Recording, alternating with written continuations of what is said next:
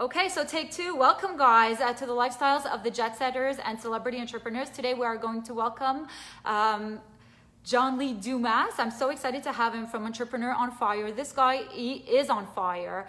So we had it before. I couldn't connect. So what I did is I disconnected, and hopefully that we can all reconnect right now. Okay, so let's see. So I'm just hoping that everybody comes back. JOHN LEE, if you can come back, and Anna, thank you. I think that this time should be easy, and I'm going to resend a link right away. So we'll be good to go. Hey, Claudia, thank you for showing up on our show. Really appreciate it. I can't wait to get JOHN LEE just for, just to join us. So here we go. Invite. Okay, so I sent him the invite. I think we should be good, and hopefully we'll connect. Hi, Raji. Nice to see you here. So nice to see. Okay, good. So JOHN LEE, so we're just on. Okay, perfect. Is watching. Let's see. And bring him on. Guest requested. Okay, hi again, JOHN LEE. I'm telling you, this has got to work. Hey, Raji. Okay, so let me bring. You love him. Okay. Hold on, JOHN LEE. You got some people who love you here. Now, if we would just bring you in. Okay, so again, I did send you the invite. Guest request. Okay, so.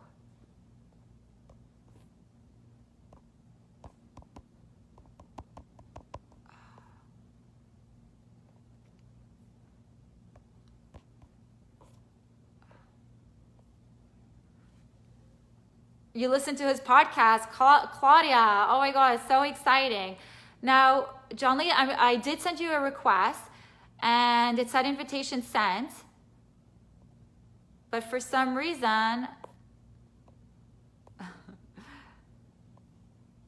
he is so fantastic. He is so fantastic. His podcast is amazing. I've listened to him for many, many years, and to actually have him a guest on the show is such an honor if I can get him in. So let's see.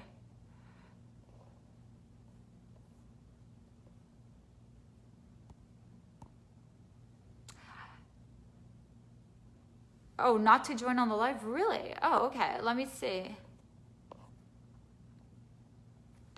That's so funny. I've done this like so many times, but today it's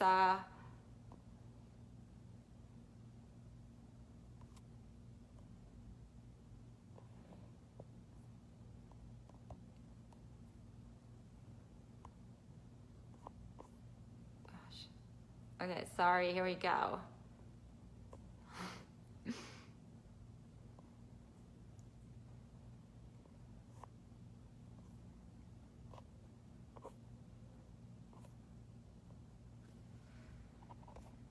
Okay. So, oops.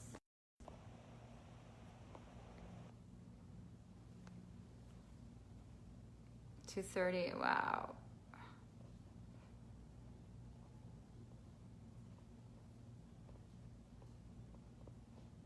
So I'm trying to do it again to bring you in, JOHN LEE. I do apologize. I do what I always do, and for some reason, it is what it is, Oh, okay. I think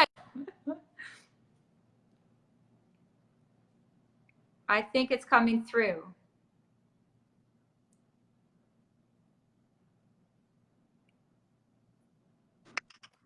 It worked. Oh my God. Okay, I don't know. I think I know why you call your show Entrepreneur on Fire. It's because we become on fire. Trying to connect. I'm like, oh my God, how are you? Good. Hey, listen, these type of things happen all the time. Like you mentioned, I could tell you a million of these type of stories when I first launched. Most important thing is just to keep trying, get the content out there, have some fun. And listen, people like to see mistakes. Like, not like they're rooting for you to make a mistake, but then they're like, you know what? If John and, can't quite get it together, I mean, maybe that means that it's not that bad of a thing, that I'm not perfect either.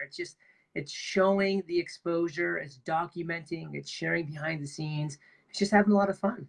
Absolutely. You know what? It's all part of the journey. And I remember I was listening to one of your interviews with, I believe it was Jamie from Millionaire something. and you were talking about the first podcast that you did, and and how you kept like delaying, and and these things happen, but that's how you get better, right? It's like you just keep going and you just keep at it. And speaking of starting out, I read that when you first started Entrepreneur on Fire, it was an idea that you got while you were driving. Is that right? Yes, the idea was I love these interviews. I'm really enjoying like consuming this great content. I need one of these every single day to keep me motivated, to keep me excited. And I went back, I parked my car in the driveway, I ran in the house, and I like went to iTunes to like find and search for that daily podcast that I was talking about. Yeah. And it did not exist. And that was what I call a void in the marketplace. So keep your eyes open, look around, like things that you complain about during the day. Like, I wish this existed. I wish something wasn't like that. Maybe that's an opportunity for you to create something awesome, because if you're having that problem, that pain point, that obstacle, that challenge, if you have a void that's not being filled, then maybe you can be the person to fill that void, because likely other people are having the same exact issues. Well, that's so amazing. So where you found the pain, you actually, well, but what made you take that idea? I'm sure you must have gotten a lot of ideas, right? You must have had a lot of ideas of things that you wanted to do. But what made you say, like, this is the idea that I want to drive forward?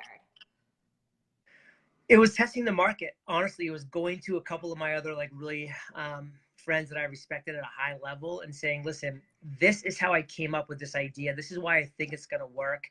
What are your thoughts on that? And I made sure that some of them weren't like avid podcast listeners already, because they would just be like, oh yeah, like that's a great idea. More podcasts, let's do that. But I really just talked through the concept of the idea with some people who were already successful in their niche, and made them actually recognize the fact that, hey, this is a real opportunity. When I got legitimate validation from them, I said, you know what, let's give it a couple month trial. Like, I'm not going to commit, the next 10 years of my life to this, but let's try this for a couple months. Let's see how it works. I mean, when Tim Ferriss was about to launch his podcast, I was actually one of the people that he came to help him get that going. And he was kind of hem and hawing about it. I'm like, Tim, just knock out like 5 or 6 episodes, see how you like it. If you love the momentum, keep it going. If you don't, no harm, no foul. And like, I think that's key. We need to test a lot more than we do. Like, for every 10 things that you try, one thing's going to be awesome. So if you're only trying one thing a year, it's going to take you 10 years to find something awesome. But if you're trying 10 things a month, then you'll find. Oh, you froze on us. Okay, you're back. Oh yeah, I got a phone call. That's the annoying thing. Yeah. Okay. So focus on that. Like, focus on doing more things that might work. So when you do 10 a month, one of them might work. You know what I love is that you were very playful about it. Like, when people like have this idea, they want to take it and they want to force everything into it being a success, right? And they feel like they want to give everything and it has to succeed. But you were more playful. You're like, you know what? Let's go. Let's give this a shot. Let's have fun, and let's see what happens. And so then you start, right? I love that. You just kind of like let it go. Let's just have fun. And what I wanted to know is, how did you? So once you got this idea, you're all on fire. So sorry. Well, I was looking at the time, but I'll just take one more minute, wrap it up. Can you tell me, like, as you started putting this idea together, what was like the biggest challenge or obstacles that you had to deal with and overcame? Because I think that's really important for listeners to hear. I would agree, because I would call it the imposter syndrome. And I think we all have it because we're human beings. That's just something that we all have innately. We're born with it. Yeah. And that's just the fear of not fitting in, of being made fun of who am I to interview, Tim Ferriss. But, then you have Tim Ferriss, when he first started, he was like, who am I to write a book? I mean, we all have the same fears. We all have the same doubts. We all have the same insecurities. So instead of just like letting that slow you down or stop you, embrace it and actually say, you know what? It's a good thing that I'm having these fears, because every human being is having these fears, these insecurities, this imposter syndrome.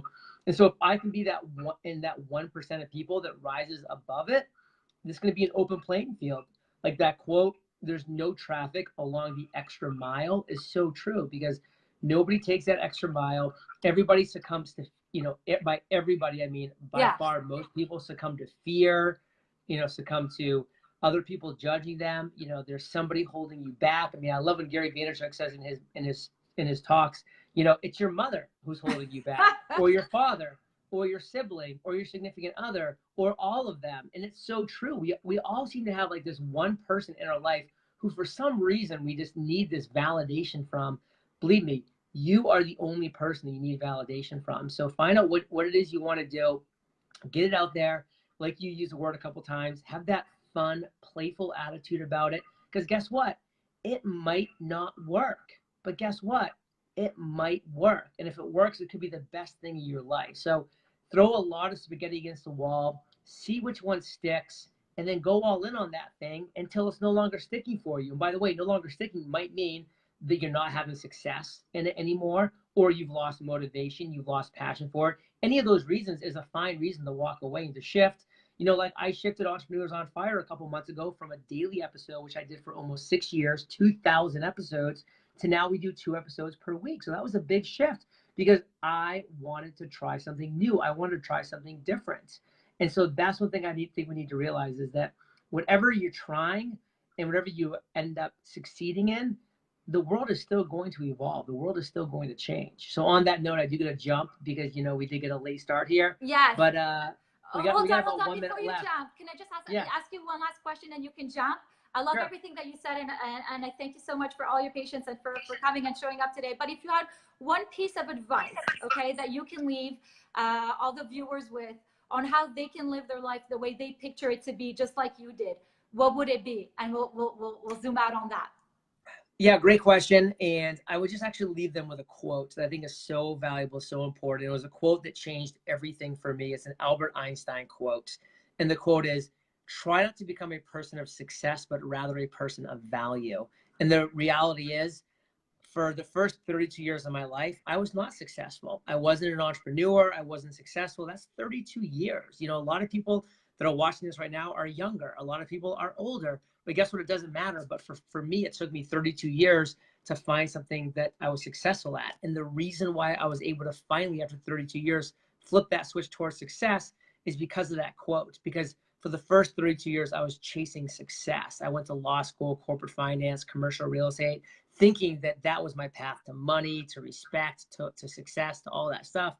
But it never worked because I wasn't providing value. So when I flipped things on its head and I started providing value first, then I won. So my challenge to everybody watching right now is really audit yourself. You don't have to do it publicly. Audit yourself privately and saying, how am I providing value to the world? Like, what am I doing today, tomorrow, next week that's providing legit value to the world?